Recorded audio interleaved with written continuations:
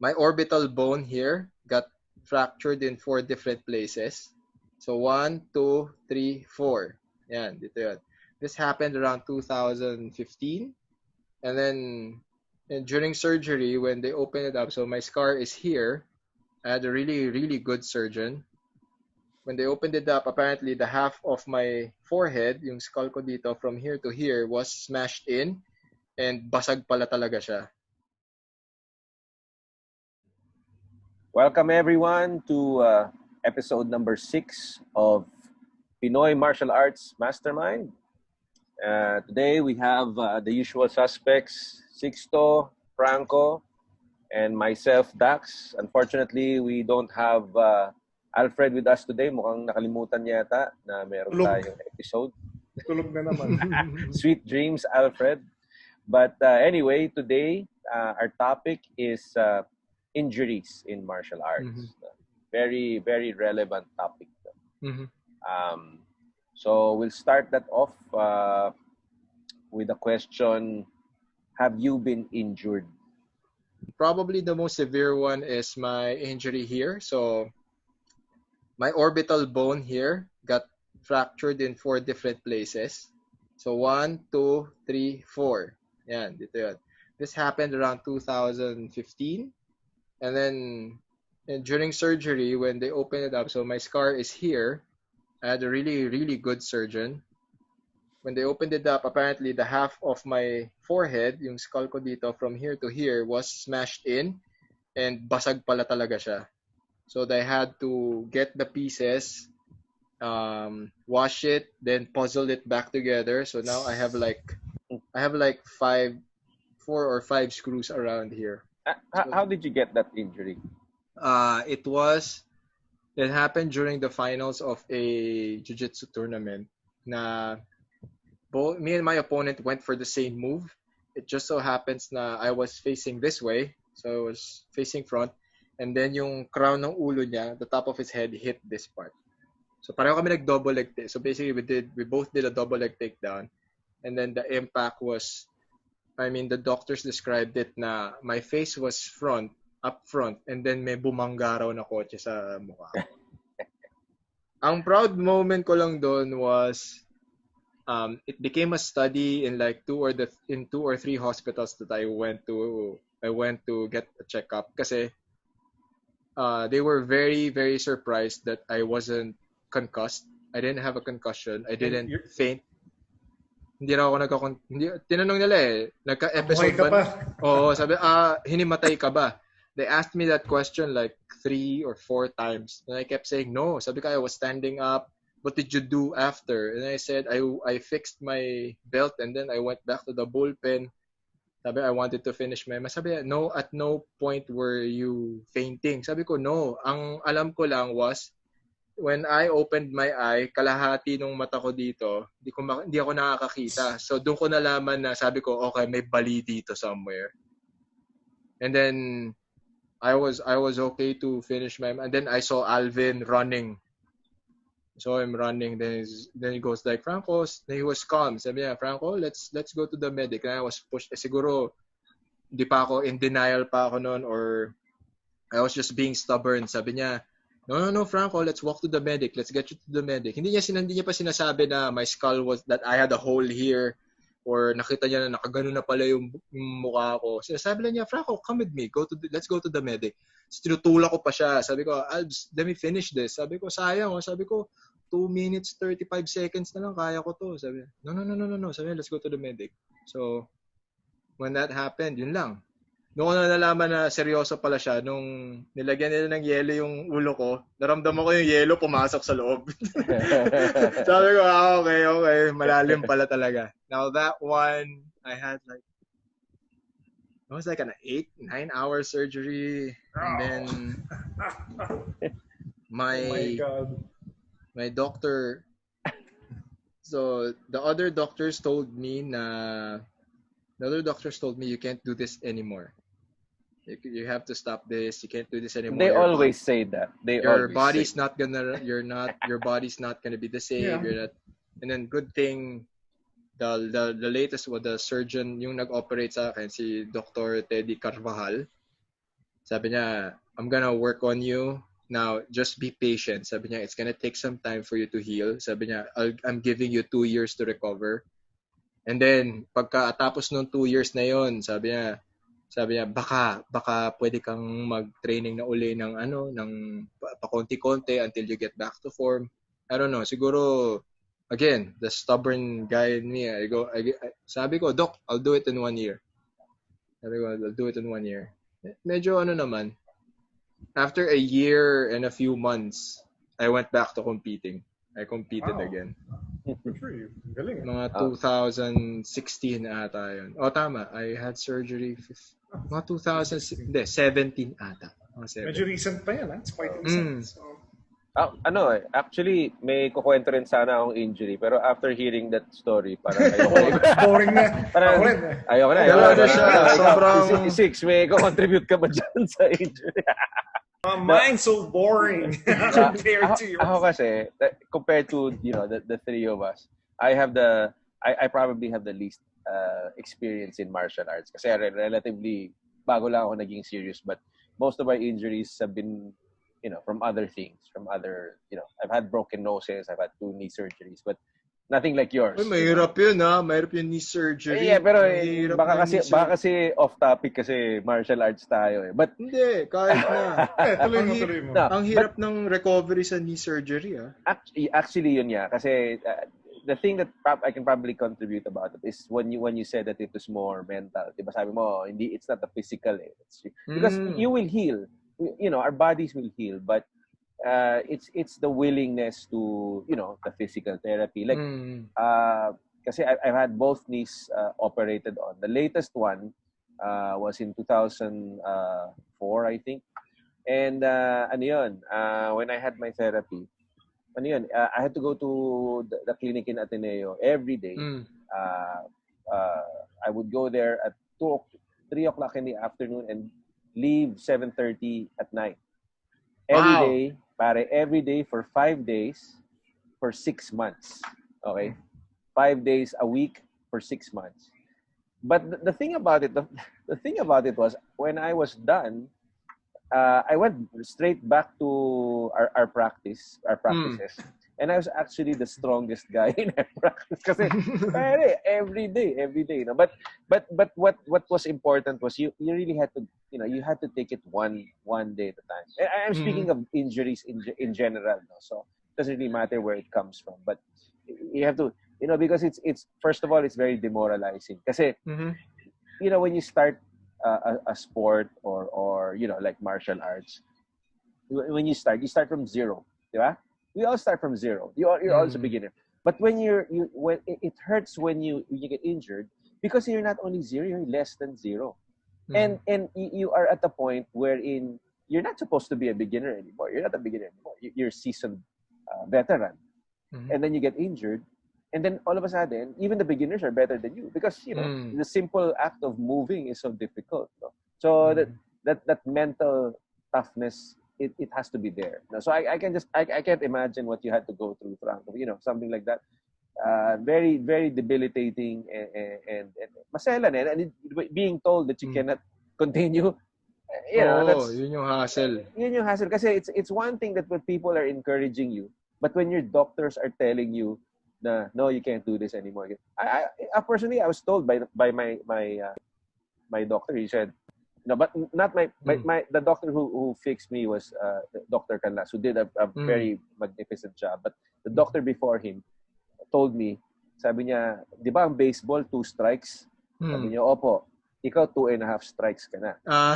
So do not engage in any sport or any So that was very demoralizing. But the thing is, like you, I guess, siguro, kaya tayo magkakaibigan, makulit din ako Makulit, matigas ulo. I wouldn't accept that. Why do you dictate that, di ba? So, and I guess that's the thing that keeps you going. Ikaw, Six, ano bang experience mo sa injuries? Well, wala. To be frank, maingat ako Wala akong major. Although mga na-experience ko, for example, when I was 16 or 17 yata, I used to compete karate sa Angeles, sa Pampanga. May sinipa ako sa ulo, sinalo pa ako, Binato. Nung time na yun, wala pang mats yan. Semento pa yan. Lipad ako. Bang! Tumalbog ulo ko sa semento. Nung time naman na yun, walang concept ng injury eh. That was way back, 86, 87. Wala, you just rub it off, fight again. Wala. Ganon.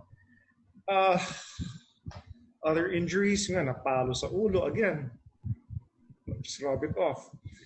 Nung I was in the wrestling class with Alvin, tinitrain namin suplex, hindi ako sinalo ni Alvin sa likod. Ulo ko tumamas. Akala ko sasaluhin ako. Bang! Gano'n na naman. Tigis na naman. I don't know, siguro later in my life, magkakaroon ako ng mga neurological disorders. I'm really scared of that. Yung mga traumatic na, yung dahil sa mga traumatic may na... May kwento ka dati, yung bumalik yung itak sa'yo. Wala namang injury yun. Hindi naman Okay. Munti ka lang mamatay. Nakita ko slow motion. Pinalo ko yung itak sa gulong. Tapos gumana. Bang! Nabali, lumipad. Slow motion eh. Tumama sa mukha ko. I check. Takbo ko. Kasi syempre, injury. Hindi mo manaramdaman adrenaline eh. Buti, walang basag. Maayos pa mukha ko. Pogi pa rin. Anyway, may injury. Paano yun? So, slow motion pabalik. Gumanon. So nabali yung natanggal sa handle. Okay. Tapos backward gano'n, no? Damn. Slow motion eh. Totoo yun eh. Nag-slow motion eh. Nakalimutan ko na yun eh. Nag-slow motion. Nag-slow motion. It happens. Totoo yun. Kala ko dati bullshit na. Kapag pala sa'yo nangyayari, it's true. Grabe yun. Scary shit yun. May mga injuries in jiu-jitsu yan. Tulad lahat ng joints ko sa left side ko from hip to ankle, that pop na lahat yan. And I'm suffering the consequences now. Yung jiu-jitsu na yan, pero ako, I spent so many years in karate. I've been boxing for a while now. Siyempre, kila Sixto, matagal na rin ako. Jiu-jitsu, pare, I think my total training time in jiu-jitsu is like maybe 2.5 months. Para yun ang pinaka-worst injury ko sa martial arts. Sa lahat ng martial arts na gawa ko. I pulled the adductor muscle and I couldn't walk. And it's like, and it virtually ended my jiu-jitsu career. After 2 months. After 2 months. Pwede pa lahat bumalik yan. Kaya naging problem ko sa jiu-jitsu, nag-pop yung left ankle ko eh. Kaya kapag sumisipa ako Muay Thai dati, it got worse when I trained Muay Thai in Thailand. Last session na, tinodo ko na, kaya na-hyperflex. Ngayon, ever since, maluwang na yung left ankle ko. Pagka hindi nag-heal talaga na maayos yung injury sa paa, parang yun nga lumuluwag siya. The thing about me is I cannot stop training. If I stop training, lumulungang nararamdaman ko eh. Mas may isa pa akong injury dito. Buti okay na eh. Spinning, hindi back fist spinning hammer fist. Kaya pala hindi masyado ginagawa spinning hammer fist. Kapag mali angle mo, ito tatama. Or magpapop yung shoulder mo. Magpapop yung shoulder. Oh my God. Buti na lang bumalik. Dati di ba binabalik yun. Yung pala dapat hindi eh. Yung iba naman, pag marunong magbalik, yung kayang ibalik ng tama, siya? Yeah, but the recommendation is you don't. A doctor has to put it back. Put it back. Yun na recommend it. Pero again, I've seen dislocations na nabalik ka. Ako rin sa dami ko nakikitang balikat na minsan yung tao mismo nagbabalik eh. Sabi ko, wow. More or less yun naman injuries ko sa arnis. Yung fingers naman. Fingers and pamamagayan for wrist. But the thing about me kasi, if I get an injury, I rest it. And nire-rehab ko. Gagawa ko maraming exercises. For example, ankle ko nga, masira, I will exercise that. So, I don't know, naging instinctive sa akin yun eh. So, I don't know, baka pagdating ko ng 60, yan, magsisilabasan yun. I hope not. Pero as long as you do, I mean, that's the main takeaway from everything. Yun din kasi yung, I think we're all guilty of having the stubbornness na we just want to get back into what we're usually doing, na dapat 2 weeks ang rest, 1 week pa lang feeling mo okay na yan. Oh, Diba? yeah, And yeah, then yeah. and then it's either you lengthen the recovery process dahil nga hindi ka pa dapat nagtraining ka na, and or you re-injure it again or you make it worse kasi you think that you're fine, and then all of a sudden one sudden movement pops that destroys everything. Diba? So ano yan eh, it's the impatience. Oh, And marami anyway, kasi, yeah. something I realize about injuries is, na-realize ko may dalawang main causes yan. Mhm. One is, isa kong fatigue na, tapos pinilit niyo pa. Kaya ako, my belief is, in training or in sparring, kung kayo naman, you're not fighting for 1 million pesos, once you're fatigued, stop it. I don't believe in sparring or training. Yes, don't push it. Again, ikaw Franco, you're a ref, di ba? MMA. Ako, I was a judge for professional judge. I don't remember how long, 5, 6, 7 years. Doon nakikita kapag exhausted na yung fighters, doon nagkaka-injury. Even sa gyms din, I see that. Once they're exhausted, yung students, pinilit, yun. 2, kung di sumunod sa usapan. Yun ang one of the worst. Sasabihin, okay guys, light lang. Kasi isa biglang totodohin. Yun ang worst na... And that happens a lot. Oh yeah, this happened with me, with one of the DefTech guys, boxing sa Ilorde. Okay, let's spar. Sabi sa akin, 6 to.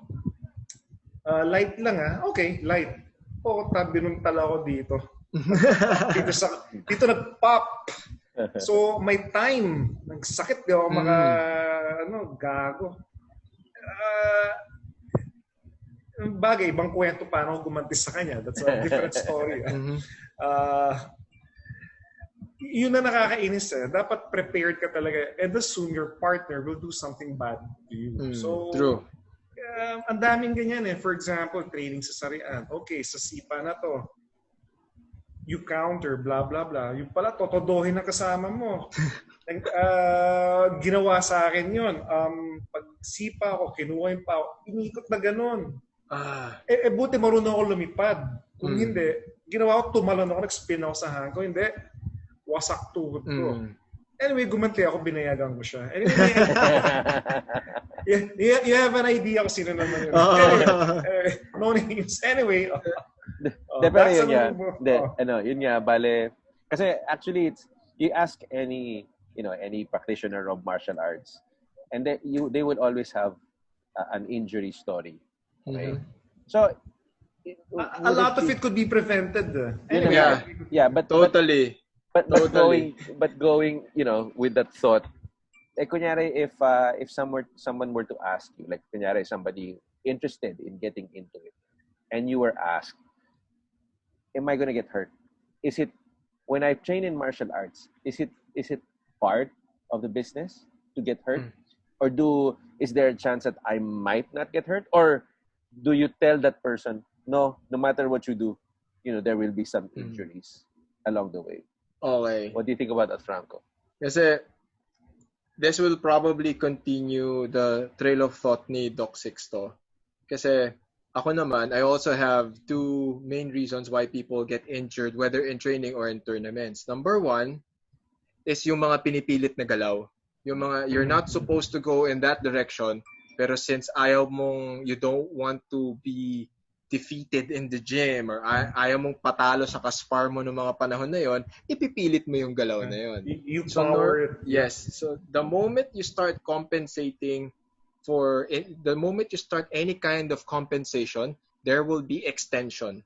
And with every excessive extension leads to hyperextension, and hyperextensions lead to injuries. Yun naman yun A lot of the injuries that happen during my years of training different martial arts is yun nga. They're not supposed to go that angle. They're not supposed to be in that position. They're not supposed to pero since siguro with lack of knowledge, siguro they're not yet proficient in that angle or position, they're going to force and compensate a move. So it takes its toll on their bodies. Now the second yung the second reason is in line as well. Fatigue. So you're tired, you went to training, you went hard on training. Diba? Normally ganun yan eh. So I think a lot of it will also go back to compensation. And then yung mga they just train but they don't supplement it with either any weight training program or they're not taking care of their bodies. So syempre, it's gonna take its toll on your body, the easier it is for you to get injured. So for students, I always reiterate na we will always do things in a very safe manner. Classes will always be done in a very safe manner because safety will always be priority. Now, there is a pain is guaranteed, but injuries will be avoided. I agree. Yeah, especially in combat sports. I don't think you're gonna learn anything in combat sports or in martial arts if there's no surmountable amount of pain. So yun yung kasi may nagtanong na sa amin yan na mostly the girls will ask that nakaka-injure ba yan or kasi nakakatakot daw. Sabi ko no, pain is guaranteed, injuries are not. As much as possible, there will be no injuries in this chapter or in this gym. Kasi nga, and how do we guarantee that? We want to create a training environment wherein safety is the priority. So, yun na nga. So, kunyari, like, kunyari, somebody asked nga, kunyari, Coach Franco, I want to learn under you. So, will I get hurt? Will I get, so it's not automatic, you say. You're gonna get sore, but you're not gonna get injured. Ikaw, Six, ano say mo dyan? You're gonna get sore from training, but you're not gonna get injured. Oh, okay. Saka syempre, sorry, Doc. Siyempre, ikaw rin naman as a coach or as a chapter, you remind everyone, hey, di ba? There are no gym champions here. Kami ni Richard, that's what we reminded. There's no point being a gym champion, okay? You do your best, you train, di ba? If kung huli ka, edi nahuli ka. Di ba? The best part about training martial arts and you have a very good training partner is you get to do it again.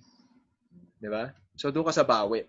Right. There's no point in like, diba, doesn't make you any better than the next guy kung pipilitin mo siya.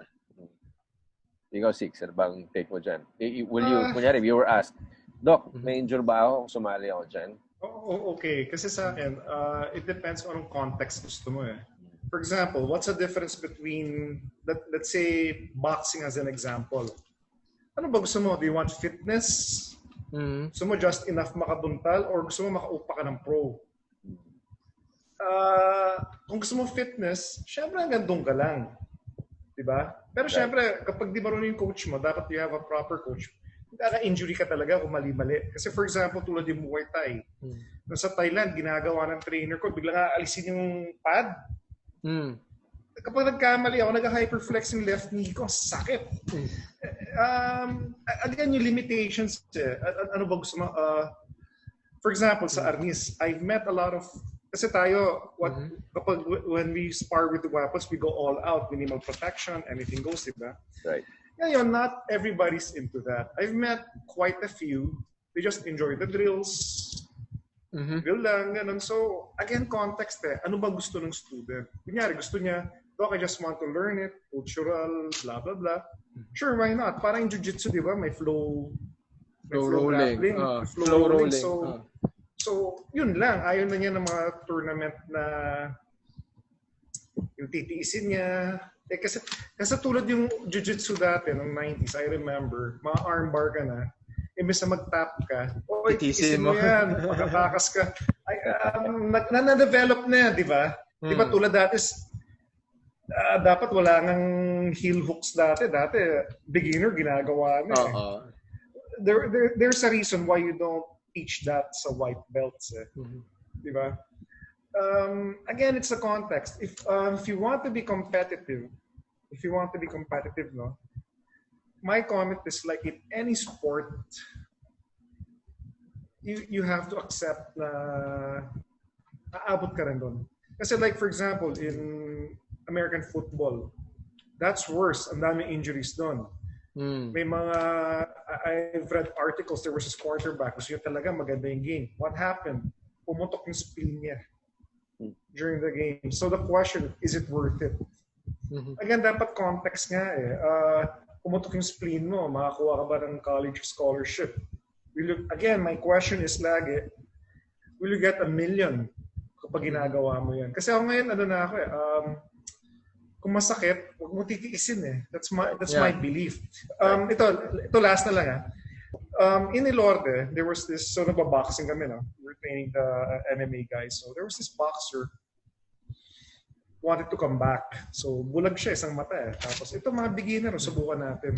So nag-sparring kami. Ex-pro, tapos gusto mag-pro ulit. Ang bigat ng kamay, nung bumubuntal na, umiinit na, dahil pag nanonood, sabi ko, Brad, ayoko na. Tapos si Darwin Basas, kasama ko rin noon. Laki noon, di ba? He was about 50 pounds. Binibigyan na rin siya. Umayaw siya. Again, huwag niyo titiisin kasi mainit na. Bumibigay na. Is it worth it? Yung ego ko, pakita ko na, hey, kaya ko to. Or isipin ko, mababasag talaga kapag uminit ulo nito. So I decided, no, hindi ko kaya to. I quit. Anyway, yun. Dapat learn when to stop. I guess maganda yung point nyo kasi it's the context eh. It's how far you want to go with it eh. Yes. So it's, if, like you said, it's not everyone wants to get into it as far as some, no? So some people, they really want to compete. Some people, they just want to learn how to defend themselves or fitness or whatever. So like how this concept of pain and injury, it seems to be, it goes hand in hand, at least to the lay person's eye. It goes hand in hand with martial arts. Eh. Parang you can't have martial arts training with no pain and injury. Have you ever encountered people do people find you weird because yes. expound pare. Kasi ito yun eh. Like I think it's gonna bring us back to previous episodes, and our editor-in-chief Dax will link that episode in the description box or in the cards up here, wherein we would all have narrated stories of everyone doing sparring sessions and everyone was laughing. We find entertainment in combat endeavors. Diba? I think a lot of it is heavily parang masyado siyang we equate training with fun kasi. So now when you're pushed to a certain threshold, and then I'm quoting our friend Alfred here, and then you realize that you enjoy rising up to the occasion, ano ka? You're starting to enjoy the process, and it becomes fun. And then what seems to be an activity at the beginning of your journey na natatakot ka, you're apprehensive, you're full of doubt, all of a sudden it's nagtatranscend siya to happiness and to something that you cannot explain, but since you're in that moment, masaya ka ngayon. And syempre, to whoever's just watching, to the audience, that's very weird. And if you look at boxing matches, if you look at MMA fights, diba? When both fighters acknowledge that, this is a real good fight for the both of us, you'll see them with a shared moment na, they'll probably touch gloves, or you'll see them smiling at each other, acknowledging each other's presence and level in that particular moment. So ganun siya. So my experiences sa ganyan, it's the audience. Most of it, the audience, and the newbies. So the first, yung mga first timers or second time to train, I'll get that question na parang, Coach, bakit parang nagsasakitan kayo pero nakatawa kayong lahat? Yeah. Di ba? Exactly. Ako, I always answer na, no, it's because people in this gym have personal relationships with each other. Diba? They know that they're in the process of making each other better by pushing each other to the limit, but they also know that they're not really after each other. Walang personalan yun, walang galit yun. Talagang you're just there to keep pushing, and you're both enjoying the process. Kasi totoo yan eh. I mean, for our audience, just look at any, not my team, not our team lang. Look at other people's jiu-jitsu photos. They're strangling each other pero they're laughing. Diba, ano yan? Sino nga namang hindi Oo nga, mawawirdohan? weirdo nga. Diba? Ikaw, Six, natawag ka namang weirdo dahil sa mga hilig mo. Actually, kasi I don't really care. Although, weirdo ka naman talaga eh, kahit anong gawin mo eh. although, again, na-realize ko yung binanggit mo nga, Dax, yung first duelo tournament, yung people were nagtataka, magkakatamaan tayo, and we were laughing. Tapos tayo yun nga, kapag may pasa, we take pictures, we show it off. People find that weird. Tayo, proud tayo. Di ba ikaw, Franco, let's say magka-black eye ka sa tournament. Yeah. Papakita mo pa eh. Or di ba may inattenda ng combative seminar din last year. Umutok yung dito ko, dugo yan eh. Sumabot yung dugo ko dito, pinost ko eh. Mga tao, ano yan? Ba't mo pinost?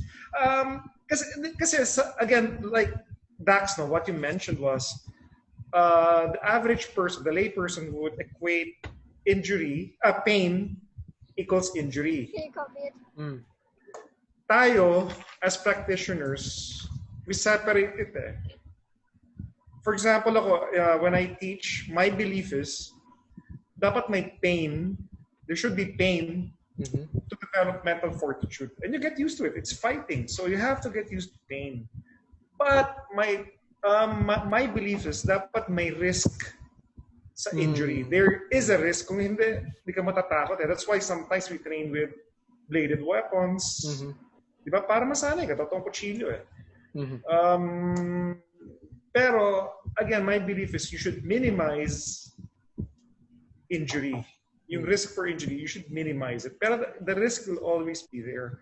Again, like you said, Dax, going back to your question, people find us weird, willing ties. Pero again, I don't want to say it's unique in martial arts. Like triathlons, marathons, pinapakita lang nila yung magandang part eh. Hindi nila mention yung, have you seen yung pictures of mga marathoners, yung they soiled their pants na? Have you seen those pictures? Meron ako nakita ng gano'n before. May kilala ko. Maraming ganun. Or yung, for example, nag-freeze up yung legs, yung bigla na lang nagko-collapse sa... Nagko-collapse, heart attack. Di ba ang daming events? So it's not unique in... Just in combat sports. It's also found in other sports. Again, it goes back sa question natin, anong level ba gusto mo? Hanggang saan ka willing? Ako pare, yun lang. That point, meron akong counterpoint dyan eh. Kasi di ba sabi mo, it's not unique with martial arts. The thing I find unique about martial arts is, kasi nga, we don't see the bad parts, di ba, in other sports. Like you mentioned, yung triathlon and marathons and everything. Martial arts kasi, we actually go head on into that path that leads us into danger. Kasi hindi, 'di ba? Kasi pag marathon tumatakbo ka eh. Para sa iyo takbo or any sport, basketball, so may rules and everything. Ito, you are actually out to hurt the person in front of you and vice versa. So kumbaga parang yun yung unique doon, pare. Kasi kumbaga parang you're asking for it eh. And I think that's what people find weird, no? In fact, ako my brother-in-law, whenever I see him, he waxes he becomes very protective of me. And he always asks me, why do you do this? Why do you do that?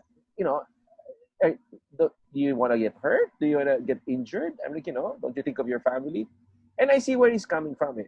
If I talk to you guys, we laugh about it and everything. But I can see the concern When I was starting, my wife was asking me, "Are you sure? Are you sure about this?" Because I would come home with like these, these sores all over my body, may bukol-bukol yung, di ba? You get these these bruises, and it's not a joke. Eh. So, and I think that's the thing that they find weird because yun nga, we wear it as a badge of honor. Eh. You have a black Yun pa eye. nga sasabihin ko eh. Can we just say na it's a badge of honor? That pain can be considered a badge of honor. Yun yung isisingit ko sanang point eh. Di Kasi ba parang, pare? Proud yun yung tayo. nagiging trail nung thought na, lahat ng tao nakatingin sa'yo na may black eye ka, tapos ikaw tungtuwa ka sa sarili. And it's not... sa selfie ka pa, di ba? And it's not... selfie ka pa. And ito rin yun. The reason why some of us do that, diba, and post it on our social media pages is not to show off to people na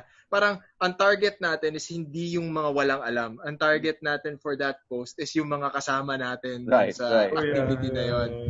Diba? I think a lot of the reason, like there are people who will show it because they want to show off.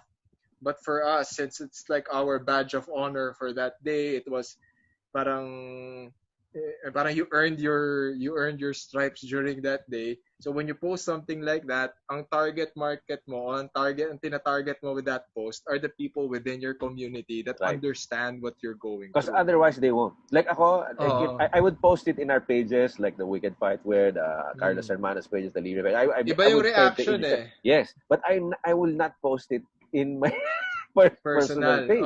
Kasi the people I work with, I'm a dentist. My patients will see that. My God, my dentist is a psycho, di ba? Yung context, yeah. Iba. So, it's not psycho ka naman talaga, Dax. Psycho talaga.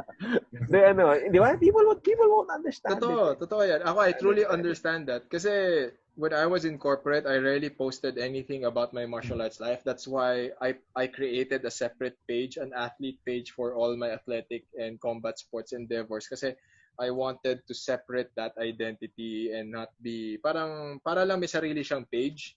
Yeah. Hindi lang siya nakilala lang siya because of the Kiko Matos and Baron Geisler fight kasi naging mainstream bigla all of a sudden yun na HR tuloy ako. pero again, injury for example, paano free running, parkour, ang daming injuries nun. Skateboarding. Right. Diba? So or could it be, Doc, kasi that people in combat sports,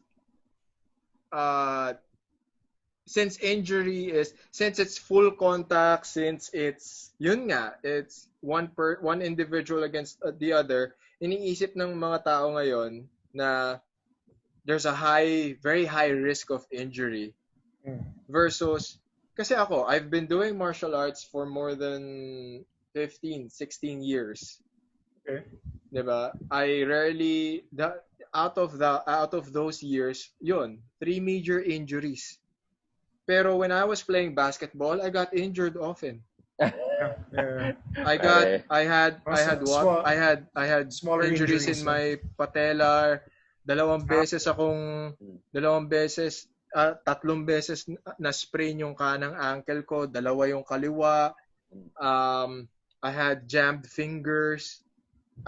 Yun din kaya rin I kind of get I really get and understand the point that you're trying to say kasi yun nga parkour is no joke, di ba? Di ba? Skateboarding, I think that's the irony of it kasi like kunyari when you do basketball, like ako I have so many injuries in basketball, two surgically repaired knees, a broken nose. I had to fix nagpabelo ako sa ilong ko para maayos. No? Kaya pala pogi ka ngayon Dr. Noel Ibay. Dr. Noel Ibay, the best yan. Nice na yung ilong ko. Nice na yung ilong mo. Parang naging letter J yan And then these fingers, this, lahat yan, baliko, dislocated. Yeah. And when people ask me, kasi sobrang basketball freak ako and when people ask me like nowadays, so do you still play ball? Like, no, basketball is too dangerous. I switched to something safer. I switched to martial arts. It's kind of a joke, but you know, like you said, I've actually had more injuries in the time frame that I've been playing basketball. In the same time frame as I've been doing martial arts. Kasi ito, so far, knock on wood, hindi pa ako na-injure And I think it also goes with the territory because when you do martial arts, you're more on guard. I guess kasi parang you're gonna get hurt. So you experience you try to you try to defend against that, but you try to keep yourself safe. But when you play basketball, parkour and everything, you don't expect to get hurt. All you just want to shoot that basket, you want to kick that soccer ball into the goal. That's your but you don't expect the bumps, you expect it, but then it's only part of it. But if you know for a fact that this person is trying to break your arm or trying to put you on a lock or trying to hit you with a stick, then I guess we're always on guard, and I think that's what keeps it safe. Because we come from groups that go all out. They have been known to go all out, and yet we don't really get injured that often. We do, yes, but then not as often as when we do other sports. Kasi I guess it's an awareness. Yes, awareness. If you're prepared for diba? it. Diba? Can we also include like social perception and acceptance? Kasi for example, ano nangyari sa'yo? ACL. It's a no joke na ba't ka na ACL? Basketball eh. Then people just shrug, okay, hassle yan. Hassle yan, basketball. Pero pag sinabi mong nag-pop yung ankle ko kasi tino-hold ako, lahat na diba? Parang, so barbaric. Sira ulo. Why are you doing that? And then ang toe-hold naman, nag-pop yan, pero makakalakad ka, babalik yan. Versus ACL, you have to do surgery, you have to do therapy, you have to, diba? And yet parang mas grabe yung yung toe-hold mas grabe. Can we include that? Does that make sense? I agree with you. Like 100%. Social acceptance, or siguro kasi people 100%. are more accepting of other sports. Yes. Diba? You say, I got my nose broken. Bakit? Nasiko ako sa basketball eh. And then people say, oo nga. Parang, versus, but nabaling ilong mo kasi lumaban ako MMA, na elbow yung ilong ko. People will have an immediate reaction that is totally different from, diba? Siguro, is it because of the sport? Or is it because people are not yet that familiar with the environment, the rule set, diba? The climate. Kasi they say kasi, kunyari, ganun yung point eh. Kasi kumaga parang, nabaling ilong ko kasi sinapak ako sa, nag-boxing kami. Kasi you were asking for it. Diba? If you weren't asking for it, then hindi, if you wouldn't join that kind of so thing. So parang parang you did it to yourself. Oo. Kasalanan mo pinasok mo yan eh. Diba? Pero admittedly, sa boxing gym, how often do you see dislocated noses? It's very rare. True. True. That's very rare. Unless in pro level, no? Competitive. Yes. True. Pero sa basketball, I think it's more common. Actually, yeah. Ako, basketball, headbutt ako sa basketball. Ako, in my years playing basketball, mas marami ako nakita pumutok ang tuhod, yung sinahod, tinukod yung kamay, lumabas yung elbow. And is it also because people don't talk about it? I have a story nga, Dog Marcaida, no? When we used to train with him. Okay, nakita ko yung tuhod niya. Hindi ko alam kung isa o dalawa eh. Tagal na. This was 20 years ago, 25. So nakita ko tuhod niya, may naoperahan na. Hindi ko alam kung ACL o ano. Oh, you got that from fighting? No. It's from, ano tawag dun? Yung may hawak ka, tapos may rope. What do you call that? Zipline. Zipline. Zipline yata or rappel. I don't remember from which, pero doon niya nakuha. It was not from martial arts. It was from something else. Diba? So, I mean, we should factor it in. Diba? We should factor it in. Injuries happen in other sports. It just so happens siguro na since people are more familiar with it, they're more socially accepting of your level of injury or pain, diba? The pain that is associated with the injuries that you incur from doing an activity. Pero, diba? Busted knee is a busted knee. Diba? Broken nose is a broken nose. I think it's the avenue lang eh. Diba? Tulad ng sinabi ni Doc Sixto, ilan nga naman na nababasag na ilong sa boxing gym. True. So, wala, diba? So dahil hindi siya normal occurrence, pag nangyari siya, lahat ng tao ngayon, oh my God, di ba? So, it's rare, di ba? Tagal-tagal ko na sa Ilorde sa sukat sa main. Although yun nga, I have to say na yun nga, basketball, di ba? You get injured left and right. Boxing, not so much. But it's funny because the things that you accept as when you're in martial arts, the things that you accept as part of the game. Like, pag nagsasparring ako, lalo pag nagkakapikunan kami nung trainer ko, malakas sumuntok eh. And it's funny because when he hits me and then I'm not able to cover or to slip, tama niya ako. As in stars. You see stars. I don't get knocked out, but you see stars. And to a normal person, when you see stars, parang hinto na yun eh, di ba? Parang, oy, teka, stars. Eto, stars. Oh, teka lang. Stars, medyo ikot ka muna. Parang it's funny because you expect it. You expect it, di ba? Hindi ka tuloy, kunyari, basketball, natapilok ka. Ay, tapilok, okay lang yan. Hindi eh. Tapilok, ay, ayoko na. Tigil na ako. Di ba? Parang you try to find a way around it. Di ba? And if you tell somebody, like kunyari, if I told my wife, for example, oh, kanina, I was seeing stars eh. Pare, papahintukan niya na, di ba? Parang, tama na yan. Hindi, okay lang. Ikaw naman, parang, okay lang yun. Okay lang. Pero again, my brother was injured, from which activity? Would you like to guess? Magugulat kayo. Ano to? Anong sport ba to? Valid sport ba to? Valid sport ba to? Guess. No, I would call it activity. Activity. Actually, yoga. Marami na injured dyan. Na-overstretch niya yung ankle niya. Yan, nakakast. Marami na injured dyan. Di ba? Yun din. That's the ano ba yun? Elephant in the room ba yun? Or, I've seen and I've heard of so many injuries from doing yoga and CrossFit. Pero wala. They're all gonna gang up on you if you say something bad about their industry. Diba? Pero maraming injuries that come from these activities, pero wala. It's either people don't talk about it or I don't understand kasi na I think masyadong maganda yung resonation nung sinabi ni Dax na you did it to yourself statement. Na kasi you entered according pinasok mo yun eh, 'di ba? You did it within your own accord. Pero ganun din naman when you do yoga, ganun din naman when you do CrossFit, ganun din naman when you do a team sport. Diba? So, yun. Exactly. Yun yung iisipin ko ngayon after this episode. Parang what's the social dilemma behind pain, injuries, and acceptance of society? Diba? Kasi parang, nga naman, di ba? Diba? Nga naman. Bakit my injuries are no different from yours? It's just that if people get it from a much more accepted activity or sport. Ano pa ngayon, Doc? OCR. Yung obstacle course racing, yung Spartan. Yung Spartan. Ang dami rin na-injure dyan, ha? Oh, yeah. Pero actually, again, we were discussing earlier, it's more preparedness. That's why people suffer heart attacks sa mga distance sports, sa mga triathlons, sports. May namamatay sa triathlons. No, exactly. Kasi nangyari, di sila nag-train ng matagal. Tapos biglang, sasali ako dyan. Tapos 1 month ng preparation or isang weeks nga lang, pinilit. So my belief is in a lot of injuries, even mortalities, kasi hindi prepared. Hindi sila praktisado. My belief is basta praktisado ka, condition ka, again, rare ka talaga magkaka-injury.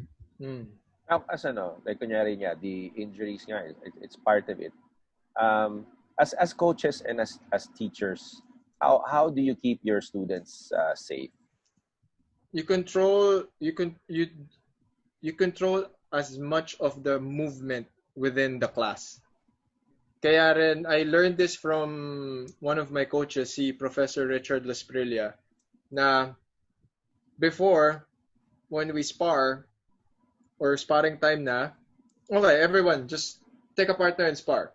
Now, because of the cases and we learned from previous experiences, sa kanya ko unang natutunan yung when it's rolling time or when it's sparring time during our classes, it's either if Prof. Richard is gonna roll, I'm not gonna roll.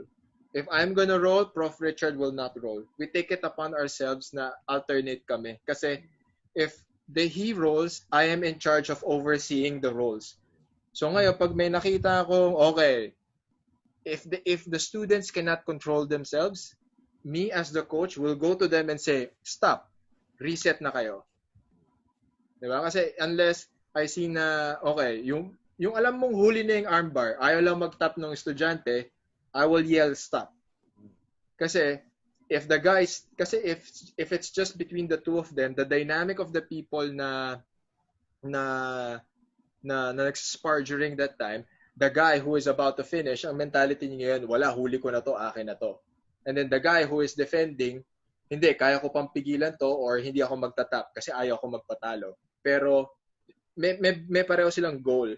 Pero if the coach will say stop, 'di ba? I'm taking the burden out of them. They can easily make me their excuse, 'di ba? Pwede akong makalabas pero sabi ni coach stop eh. Sasabihin naman ng isa, tapos ko na yan pero sabi ni coach stop eh. So stop kami. So I take it away from them. I don't know if I'm making sense, but I'm taking that emotional burden out of them and just tell them stop, reset. Kesa yun din yung purpose bakit at least the higher belts, okay? The higher belts, the seniors, if for example, I'm sparring or we're both sparring, meron kami naka-assign na mga purple belts na okay, you man the sparring na parang at least tatlo. Kailangan dalawa or tatlo. Supervise. Oh, you supervise people na parang okay, up, you're getting out of bounds. Oh, pasok na yung armbar, there's no point in continuing it, 'di ba? Wag yun nang pilitin. And we also create an environment wherein we always remind our students na your egos don't have a place in this gym. Pag huli na kayo, huli na kayo. Exactly. And that's what I do. Black belt ako, pero pinapakita ko sa mga estudyante ko na pag nahuli na ako ng white belt, nagtatap ako. So pag nakita ng mga estudyante na kung yung coach ko, o yung black belt na yan, nagtatap siya, anong dahilan ko para hindi magtap? Problema sa BJJ, no? Yung mga hindi nagtatap, kasi you will get that hindi mo maiiwasan na mangyari yun, especially for us like in Makati and in Rockwell and in Better Living. Yun yung mga inikutan namin ni Richard. Alam nila na nagko-compete kami. Alam nila na hindi kami nagpapatalo at alam mo yun, masyadong mataas yung competitiveness namin. So, part of the responsibilities that we took upon ourselves is na we separate the gym life, the gym black belt versus the competitor na black belt. Pag competitor black belt, bahala ka. Parang tayo dito, patayan kung patayan. Pero sa gym, 'di ba? Pag nahuli mo ko, I'm gonna tap. Kasi I want you to do the same. I want you to be safe. We always prioritize safety. Sabi namin talaga, there's no yung pasok siya sa first point ni Doc Sixto kanina na parang, is it worth it? We always tell them, a broken arm is never worth it. Diba? You go train here because you want to exercise, you want to have fun, you want to be with your teammates, not to get injured. Diba? A broken arm proves what? It proves nothing. Right. Ikaw, Six, ikaw, you notoriously, ikaw yung... No, not injury. What I was trying to say was... Siya na-injure. Hindi, medyo notorious kasi yung mga klase mo na your students, there's pain and everybody goes all out. So how do you keep everyone safe in spite of that? Okay, the first thing you check the student's condition for the day. Mukhang exhausted ba? Mukhang kaka-break lang ba niya sa girlfriend niya? Nawalan ba siya ng pera? Yung mental attitude, papansinin mo yan. Maganda yan. That's really good. Okay. Exhausted ba? Natulog ba na mabuti? I check for that. O kunyari may anything emotional. Let's say may namamatay sa family. You have to check for that. Kasi babagal talaga yan. So that's the first thing I check. Kung pag napapansin ko, let's make it a light day. Tapos isang belief ko is, let's say sa sparring or sa drills, na let's say hard drills na, no? Hindi na yung light, let's say hard drills na. Dapat, or even sparring, dapat stop before the point of exhaustion. Pag nakikita mo na yon, stop na. That is my belief. Again, lagi mong gagawin yan, cortisol release ang tao, tataas yan eh. Instead, ma-build up yung tao, lalala. You're not building him up. And again, kung sobrang pagod na, that is when injuries happen. Again, if you look at professional fights, kapag pagod na yung fighter, doon nagkaka-injury, di ba? Wala na, di na mataas ang kamay, di na makailag, di na, Right. di ba, yung armbar, di nga ma-defend. So, isa yun. Third thing is, attitude sa sparring, I believe, in any combat sport, your attitude in sparring is, it should be learning. Hindi siya yung, although, I would admit na 90s, gusto mo upakan lahat ng teammates mo. Yun ang attitude noon. When I started in jiu-jitsu, ganun yung nobody's tapped me out. Ganun yung attitude. Tapos yung nga, recently nakakasok ko mga BJJ guys, it's good na iba na yung attitude ngayon. Hindi na yung walang nakakatalo sa akin Parang ano rin yung Doc parang hindi rin tumatagal yung mga ganun tao kasi the moment na natalo na sila, then all of a sudden they stop showing ego, up to training. Kasi na tinamaan yung ego. Kung sino yung mga walang ego, sila talaga yung tumatagal sa gym. Tapos isa pa is, my belief is, when it comes to fights, kasi minsan dapat every now and then may matodo ka rin.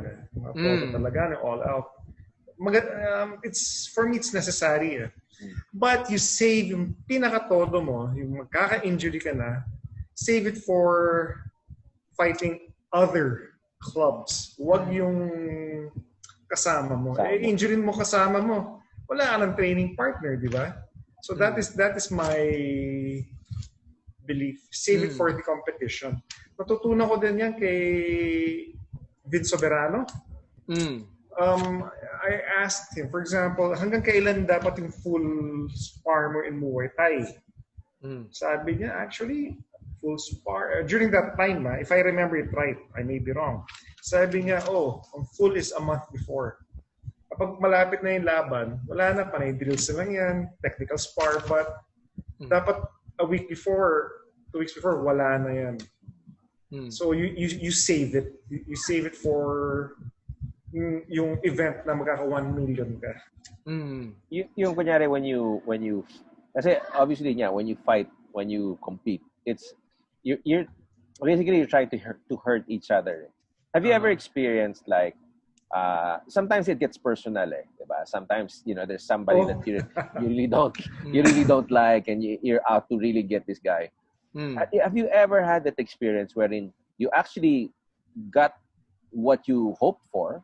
You actually defeated the guy and actually hurt the guy and actually felt bad about it. Kasi, di ba, we motivate ourselves. We motivate ourselves na parang, no, I'm gonna beat this guy, I'm gonna kill this guy, whatever.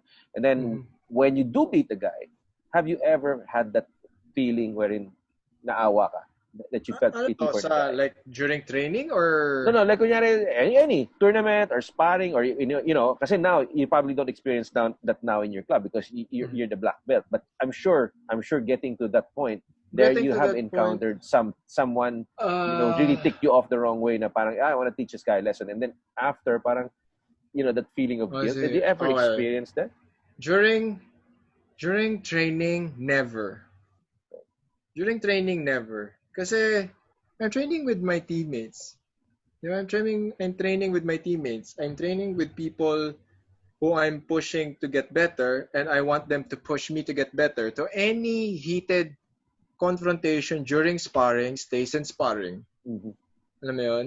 Right. Now, yung siguro yung sinasabi mong level of animosity happens to me during competitions. As in, and I'm very open about it, and even the people from other teams na I compete with were all friends. Pero when it was go time, we were really after each other. As in, lahat. It was war. Kasi, di ba, ngayon makikita mo sa tournaments nga ngayon, ang bait na ng mga tao before each match. May bro hug pa, may oy, kamusta? Oy, laro lang tayo may ganun Di ba? Tapos sila, kami, like I could definitely say, me, Glenn, these are people from other teams, Glenn Torreja, Adrian Guggenheim, Aldo Vergel de Dios, yan sila, sino ba yung mga nakakalaban ko palagi si Eros Baluyot, si si Francis Uy. These are people from other Jaguar Tang, Neil Ferreira. You would see us in our matches, even the ones I posted, di ba? Nag-slap bump lang kami or minsan nag-fist bump lang kami tapos hindi kami nag-uusap. Tapos yung demeanor namin, patayan kami dalawa. Pero, makikita kami the week after or the weekend after, nagiinuman kami sa isang bar. So hindi mo pa naramdaman yun, like yung parang kawawa, galit ako sa ano. Naawa. Hindi. Never. No, wala. Lalo na, ito yun I'll probably get a little flack from this. Whenever I compete against foreigners, mas ano ako. Kasi siguro I've been underestimated all the time. As in, nung pwede pang trash talks noon, as in most of the white boys, they go like, hey, little brown man, hey, boy, you're a boy. Lalo na sa absolute division kasi I'll compete at my division, so medyo magkakaano kami. Sa absolute division, it's the open weight. Yan. Every bigger white dude or every bigger foreigner na nakalaban ko would always talk trash to me. I'm gonna squish you, little man. I'm gonna squeeze you, little boy. I've heard that line so many times. Na tipong, ang sinasagot ko na habang nag-grip fighting kami, you got any more lines? You don't got any more lines? So pagka ganon, it really fires you up. Kaya rin nakilala kami ni JR na Kimura brothers kami kasi ako preference ko talaga mang Kimura ng tao. Kasi pwede ko siyang biglain, pwede ko siyang tapusin talaga na puputok ko talaga ng isang beses yung balikat. Pag armbar, puputok ko talaga 2-3. Lalo na pag si Alvin nakita na tinatrash talk ako ng kalaban ko or binabastos ako. Sabihin niya, fuck him up, Franco, like break his knee, like break his arm, I don't care. Sabi, sisigaw siya, bastos Cobra Kai yan. talaga, Cobra Kai. Kasi sisigaw siya, kasi foreigner sa Tagalog.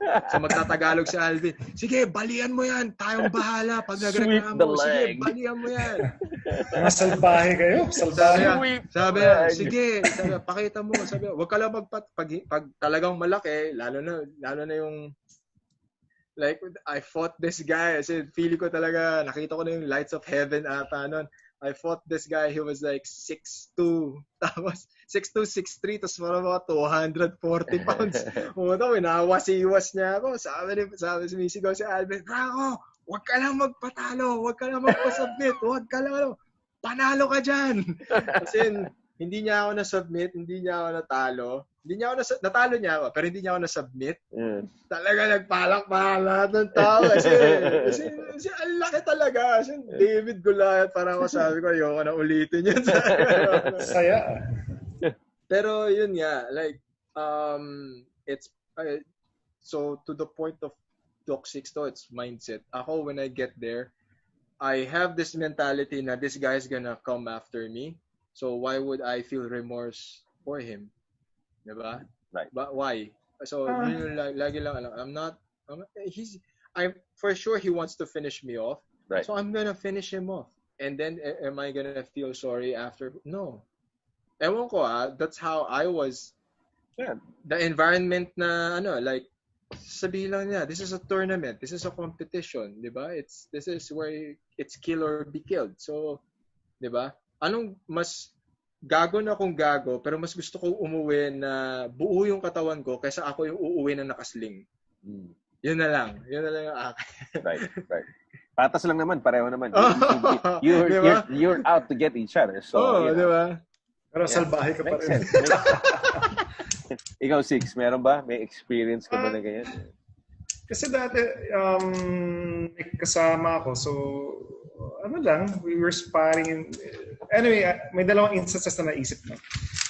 One is way back in Los Baños. So, we were sparring. Tinake down ako na reverse ko. Yung leg niya, tumabingi yung knee. Napunit yung meniscus niya. So, anyway, syempre, nakonsensya ka, wow, nakakosa ko. Kasi life-altering ang meniscus, di ba? Tapos papaisip ka, should I help gastos ng tao? Nakonsensya ako, no? Pero later, I realized, siya rin nagsabi, it's part of the sport. Di ba? Pumayag siya. Saka, sabi niya, ganito siya, ganyan, okay. Pero kapag gano'n, yun, laro lang yun. So, nakonsensya ako sa ganun. Let's say, makabulag ka, I hope hindi ko magawa yun. I really hope. Kasi nangyari na sa amin yun sa Los Baños, may tinamaan sa mata munti ka na mabulag lumabas yung iris sa white part. Until now, nagkikita pa rin kami sa conventions. So, doon, konsensya ako. But, hindi ako nag-cost nun. Naka-cost nun yung co-instructor ko. Pero sana Doc, pero Doc, nung for example, yung kunento mo nun sa isang episode, like you went up against dun sa mga foreigners, di ba? Anong mentality nyo nun? Was it like, okay, these foreigners are, di ba? They're not gonna be, di ba? Hindi sila magpapatalo sa amin, di ba? So syempre kayo, di ba? You don't want to be bullied as well. So how did you approach it back then? Ako ganun? Zero Hindi ko malaari. Bibigyan mo kasi sila din, bibigay din yan Tapos sasabihin nila, di ba yung attitude nila is, well, sorry ka, blah, blah. Ang dami nilang, Okay, this was kwento ko isang seminar, no? It was a seminar in Singapore. So, it was a libre fighting seminar. Mm-hmm. Libre fighting, and nagturo din ako ng Ilustrísimo, no? So, 5-pack. Tapos there was this guy, he was a European, laki. Laki ng buto. Pilipino tayo Wala, small bone tayo, di ba? Para tayong manok sa kanila. Sila beef Tayo poultry Di ba? Yun ang compare. No? Tsaka, tapos nung nakausap na, hi, I'm a Dutch kickboxer, Dutch style kickboxing, blah, blah, blah. And I'm also a Krav Maga, blah, blah, blah.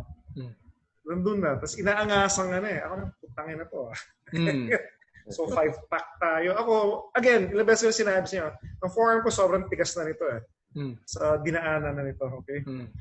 So, bang! Bang! Bang! Kaya nito Sige, tuloy-tuloy, bang. So, ako naman, sige, matibay nga. Following day, hindi bumalik. Nakita ng organizer, nakasling na. Nag-crack. Nag-crack.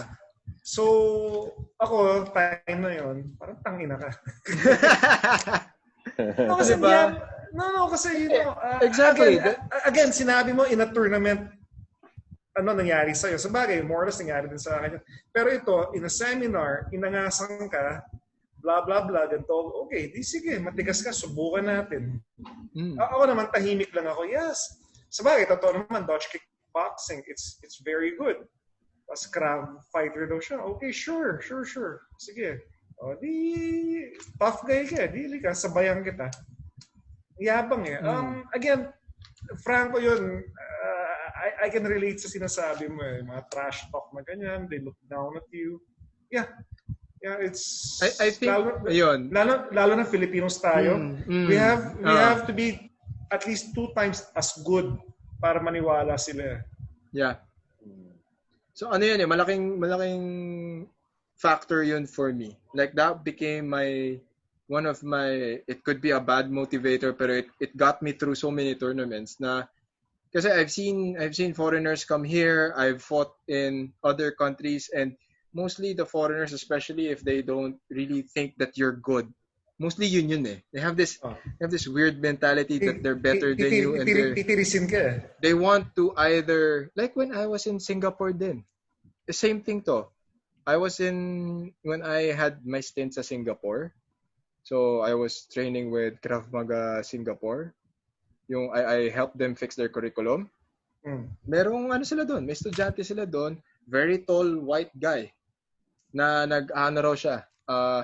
Level 3 or level 4 daw siya sa Krav Maga sa Australia. P4. Yeah, P4. Diba? Then, parang I was handling the striking class and I go like, this is how you do it, ganyan. Tapos parang, ayaw niya makinig. Kasi mafe-feel mo di ba, Doc? Mafe-feel mo Parang nagtuturo ka, okay, make them do drills, and then he's gonna do his own thing. Sila na magtuturo. Tapos tinanong ko, tapos sasabihin ko, bro, you should do it this way. No, yeah, I know that already. So, buti na lang, yung head ng Krav Maga SG, ng Krav Maga Singapore, Special Forces ng Singapore yun. So, nagpaalam ako, sabi ko, can I make them spar? Nasasali ako, yeah, it's your class, go ahead. So, kinuha ko talaga siya. He was the tallest guy in the room.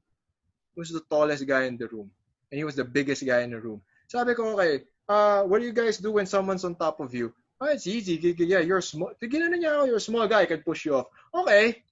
Nag-full mount ako, tapos downward pressure. Puta, nagpanic siya. Kasi di ba may panic na, yung panic lang na parang siya talaga, oh my God, oh my God. Nagwala siya.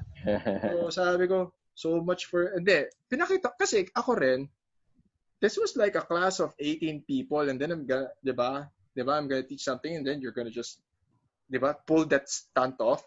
Dahil P4 ka. I don't even understand what the fuck is a P4. Di ba? Doc, ito yun, nalagay siya sabi ng P4. I'm a P4. Hindi ko alam kung ano yung P4 eh. Okay. Let's go at it. Let's go at it. Di ba? Tayo, puta, dinoboleg ko siya. Pag mount, yun, Doc, doon ko nakakita talaga nagwala. Kasi nagpanic na nagwala siya. I'm like, afterwards, sabi ko, so much for a fucking P4. Gumanon talaga ako. Tumayo ako, so much for a fucking P4. Well, yeah. Ano rin kasi yan eh.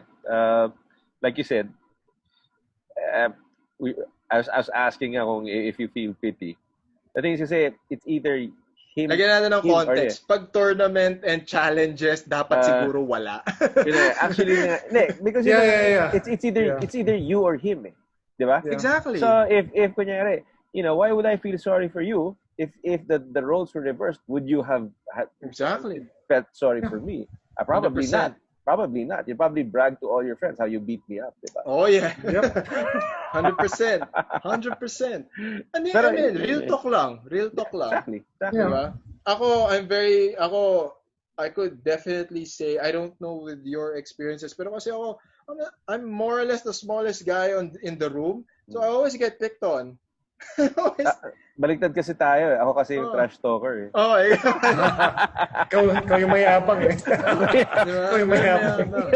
Kaya rin siguro growing like from my white belt years to until I got my black belt, Alvin will always give me the bigger guys. Kasi I mean, I thought he was just picking on me kasi I would get beat up and then matatawa lang siya. Kasi, Brebo, white belt ako noon. Ang sparring partner ko lagi si Chris Luna. Si Chris Luna, 200 plus pa noon. Si may side mount noon. As in malakas yun. Oo, Bruce na ribs ako palagi. As in, umuwi akong demoralized. And then, later on, na-realize ko na, okay, Alvin makes me go up against really bigger guys. So now, if I see someone who's bigger than me, I'm not intimidated anymore. Yeah. Right. I mean, I referee heavyweight bouts. Doc, nag-referee ako sa laban ni Kaloy. Nakita mo na si Kaloy? Gano'n siya kalapad? Tapos kalaban niya sino ba yung isa pang macho, naging viral na laban? Sugar Ray. Hindi pa si Sugar Ray, iba pa yun. Ito, macho to eh. Yun yung isang naging viral na laban. Yung matangkad. Oo. Yeah, I remember that. Macho? I remember that, yeah. Na macho. Laking katawan, bodybuilder. Pero, Franco, remember, I used to roll with Kaloy. Oh, yun pa. Hindi, kaya nga, di ba, Doc? Para makita mo. Si Kaloy is naturally strong. Yeah, he's strong. So they were swinging for the fences. Lumilipad yung mga kamao nila. Then a lot of people asked me why was I calm and composed. I'm like, I don't know. Siguro kasi masyado akong nasanay in the presence of bigger people. As in, I knew how to handle it. Okay, ito connected dyan. What's the worst? Yung injury naman, sa iba naman. What's the worst na nakita mo? Ako? Kayo Dax, nakita mo sa fighting yan. Ikaw, si Dax. Sa fighting? Ano, actual fighting? Like, or sa TV? No. In person. Yung, for example, again, kasi lamang namin ni Franco, we were professional officials. Nakita kami ng injuries talaga. Right. Ako, none more than the occasional pop shoulder. Siguro probably yung injured knee. I haven't really been in the business long enough to see really bad injuries. So in fact, like what Franco said, I have seen worse in basketball than I've ever had in martial arts. So actually, Doc, ako rin yung mga malalang injuries na nakikita ko, other sports. Like, for example, basketball, tumalon, nagkamali ng landing, tinukod yung kamay, tas diretso yung kamay.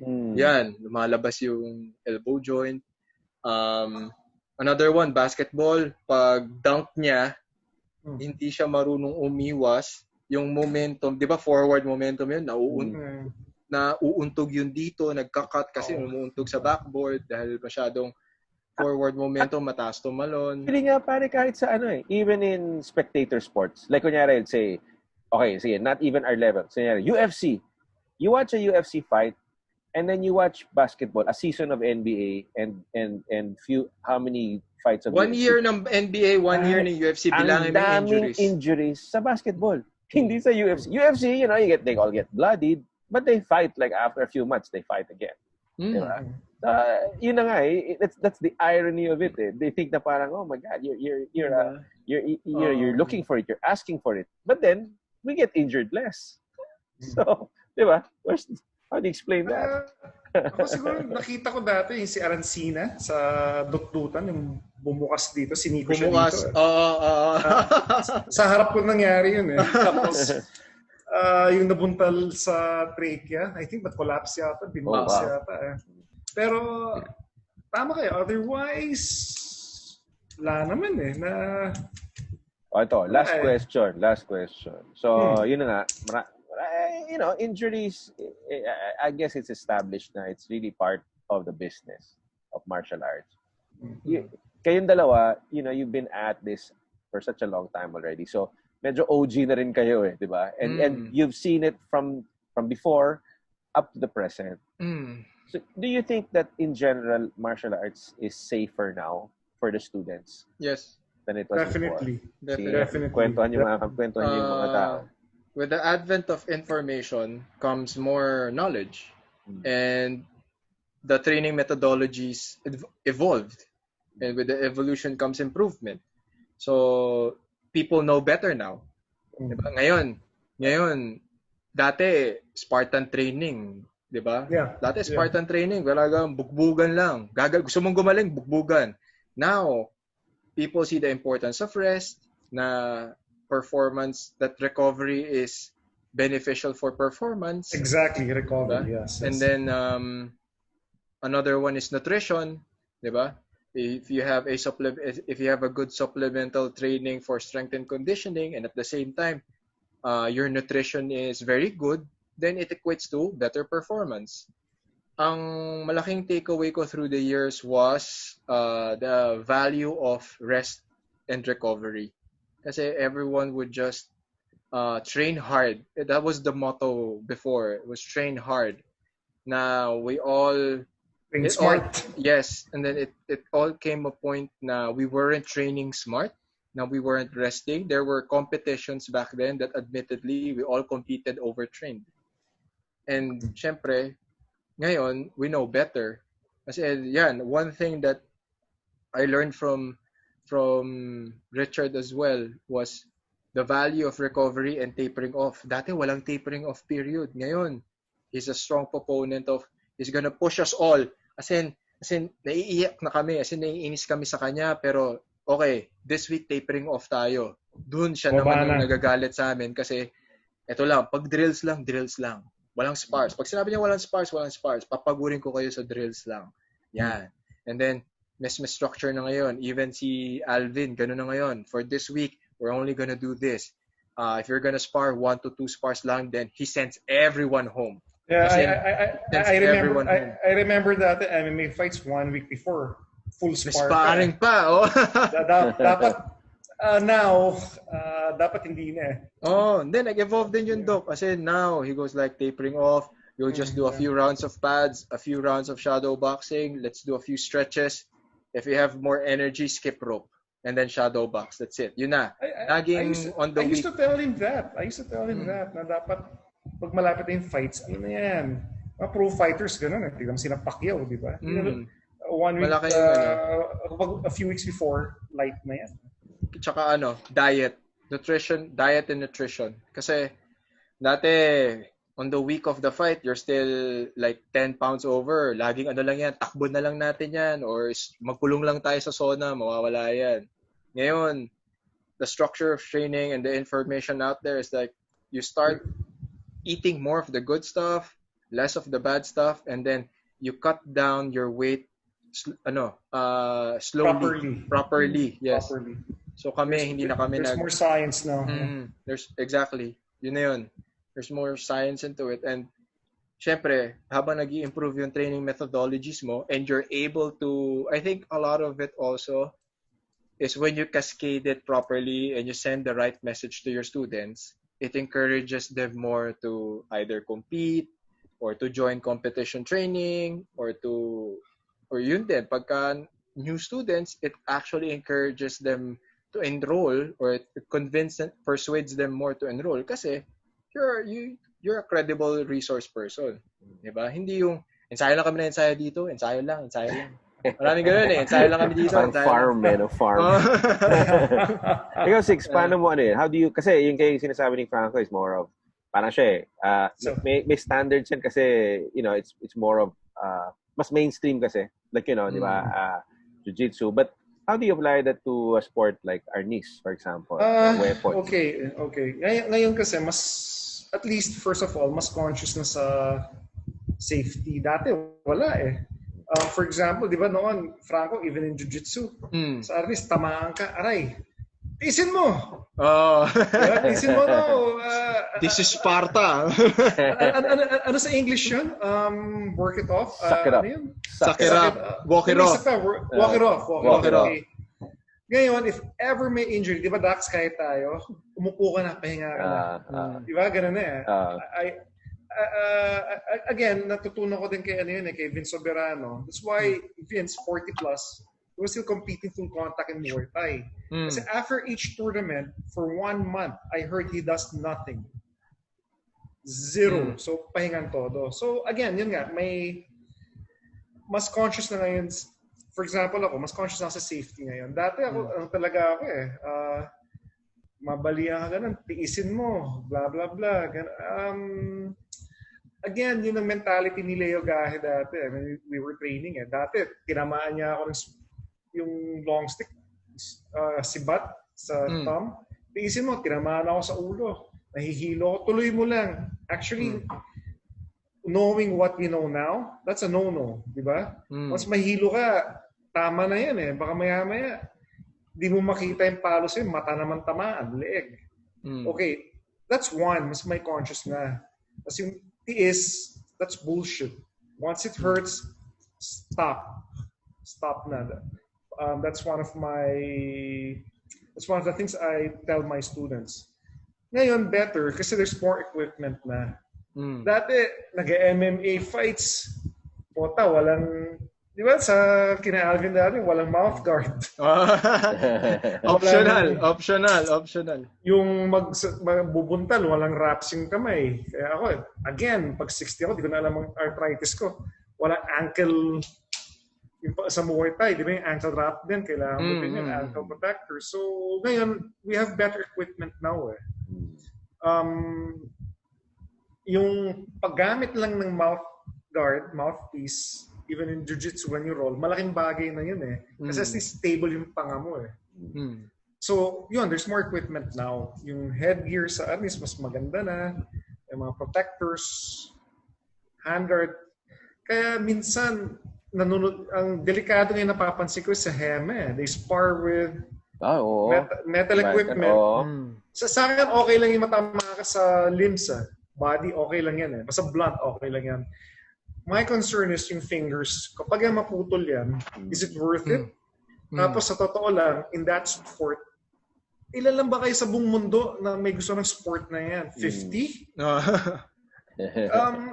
Okay, shift ko ng konti May isang hilig kasi ako dati. It was nail bending. I used to bend nails. Actually, I used to break nails. Hindi lang bend I used to break them. Bend diretso. Kaya kita sinuwi ako Tendons and ligaments yan Nagka-tendinitis ako. Every now and then bumabalik. Then I read from this guy who's a champion nail bender, champion in grip sport. He said, what's the point of doing that? Sa buong mundo, 50 lang kayong mahilig sa nail bending. Napaisip ako, Sino pa ba may gusto nito? Pero grabe, nail bending. Parang nakita ko may mga post kayo na nail bending before. Yeah, I thought Alfred. Tapos I used to bend nails, walang wraps, which is a big no-no din. Masisira yung nerves mo. Yeah. Marami akong, anyway, conscious ka na ganun eh. Is it worth it? Diba? Tapos, similar din sa sinabi mo, Franco, what's also important is it's not 100% what happens in the gym. It's what happens outside. Mm-hmm. You mentioned nutrition, sleep, recuperation, rest. Those things will prevent injury. So dapat conscious ka din. Miss Q akong konti dito. So we came from an era wherein it was Spartan-like training. And ito lang, observation ko lang siya. A lot of us that came from that era or from that batch were tougher mentally compared to the current crop of people. Babarahin kita dyan. Older generation sa mali na lagi sinasabi. Yung new generation. Kasi ako na napapansin ko yan eh. If I can't beat you, I'll break you. Yun yung, or I will, if I cannot outwit you kasi yun yung ginagawa ko ngayon. Syempre, there are a lot, I spar or I roll with people who are younger and faster and stronger and more athletic. So if I cannot finish you early on, I'm gonna take you to the deep waters, like the longer rounds. Then, makikita ko, hihintayin kitang mag-break. Pag nag-break ka, alam ko, kasi may feel mo yun eh. May mga taong gano'n, they'll do everything they can. And then you just defend. And then you see na nafo-frustrate na sila. Pag nafo-frustrate na sila, nababad trip na sila. And then afterwards, then they break. Once they start breaking, then that's the time you start attacking. Actually, magandang topic yan sa future yung new school versus old school. Old school. Sige, yun ang topic natin. Next topic. Maganda. Teaser natin to. Future topics. Let's wrap this up. Last word on anything you want to add to the topic of injuries, Sixto? Okay, last word ko. Isang sentence lang. Is it worth it? Injury. Again, exactly. It's up to you. If you're going to earn 10 million, 20 million, 50 million, why not? I won't mind dislocate to, pero let's say yung masabi lang, hey Franco, you're a black belt. Professor. Right. Sige nga. Alam naman natin turnout hindi worth it. Unless na may magbayad sa akin ng 10 million, susubukan talaga kita. Pero kung, let's say, mas magaling pa rin ako sa'yo, iba generation ko, that's bullshit. Ikot-tapon mo na. Anyway.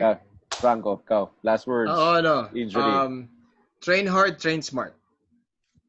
Do things the right way. There's so much information out there for guidance. Diba? There's no point in